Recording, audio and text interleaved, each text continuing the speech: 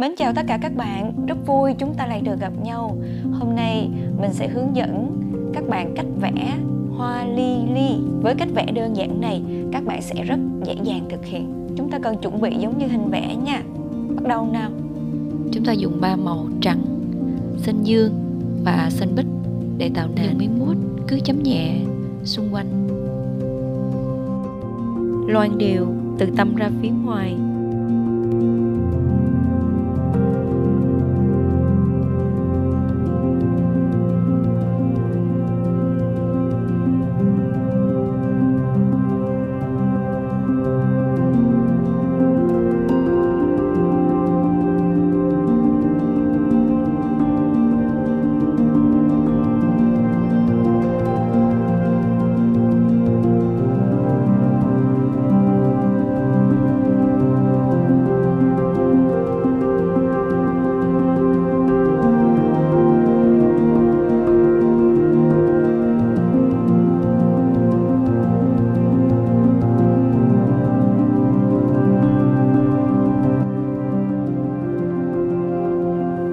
Câu bản số 6 lấy màu vàng đậm với trắng và một chút màu vàng chanh ở phía trên để tạo cánh hoa. Các bạn nhớ miết nhẹ màu nhé.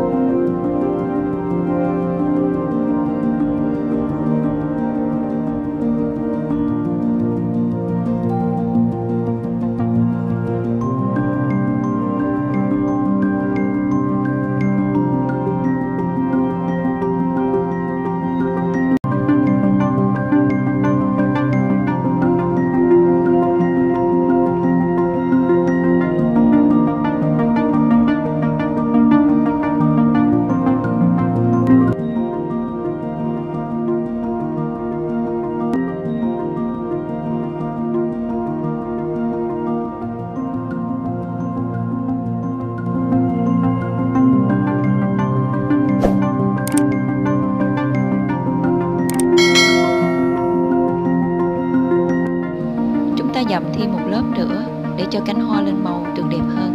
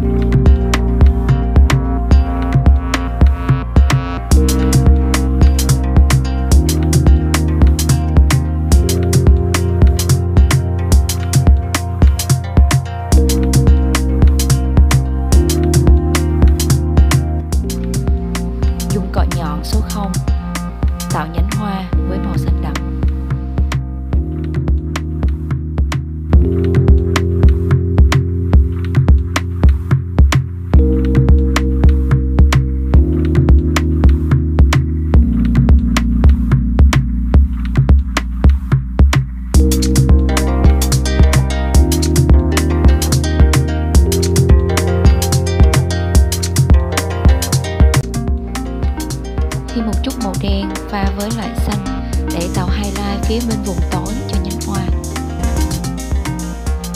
Tiếp đến vùng sáng, chúng ta dùng màu xanh lá chuối để tạo bên phần còn lại.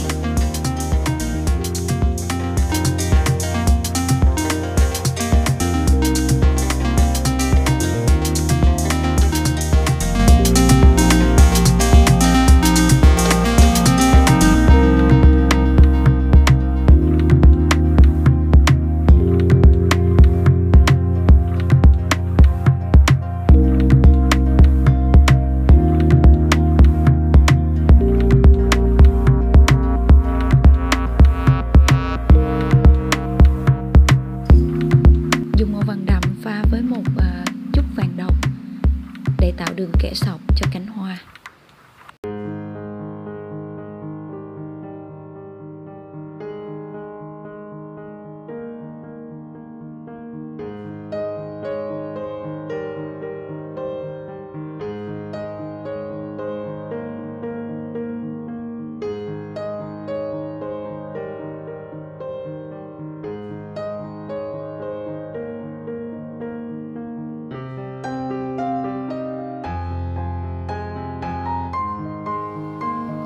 Dùng thêm màu vàng chanh để tạo thêm highlight đường giữa cánh hoa.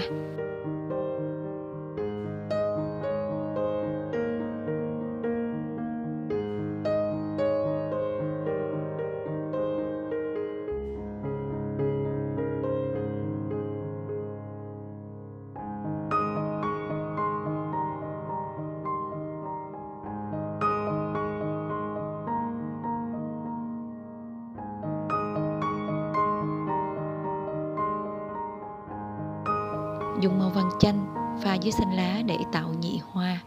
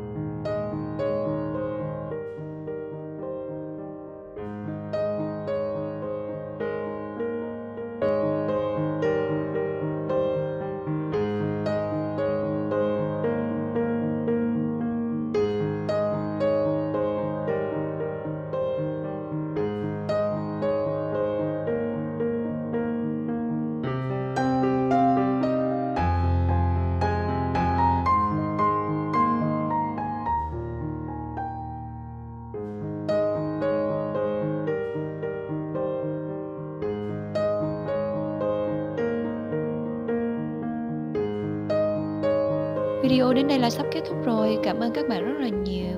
Nếu các bạn thấy thích, hãy ủng hộ kênh bằng cách nhấn like, share và subscribe nhé. Và đừng quên nhấn nút chuông kế bên để nhận video tiếp theo sớm nhất của mình. Nếu các bạn có thắc mắc gì, hãy cứ để comment bên dưới. Mình sẽ trả lời cho các bạn. Bye!